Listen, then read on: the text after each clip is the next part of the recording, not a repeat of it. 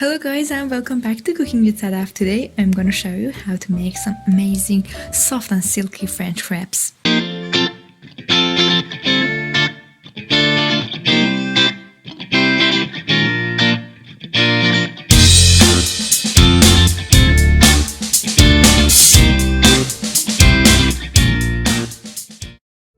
For making these French crepes, first crack some eggs into a bowl. Make sure that they are in room temperature, then whisk it until they are fully incorporated. Add your milk and mix it again with your eggs.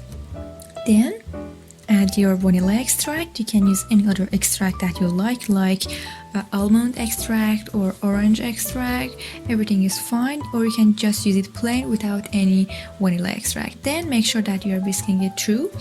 And next, to your dry mixture, which is flour, add some salt, mix it well, and then add your dry mixture into your wet mixture and whisk it very well. You should mix as there is no other lumps left. Here you can use some oil, but I recommend using melted butter because melted butter gives it more flavor. Here, instead of using regular butter, I use some brown butter, which has a very much deeper and nutty flavor and is great for your French crepes if you are eating it as a sweet. Then make sure that you are resting your batter in fridge or room temperature.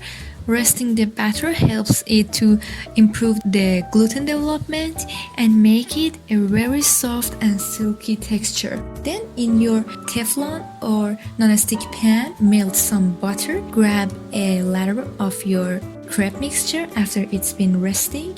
Just swirl it into your pan and make sure that you are whisking and mixing every time you're pouring batter from your bowl, because we don't want any lumps or flour remaining on the bottom of your bowl. After you are swirling about a minute or 30 seconds, you can see that your crepes are ready. Just dump them in a plate and serve it as you wish. If you like this video, please don't forget to subscribe to my channel, hit the like button and turn on notification bell.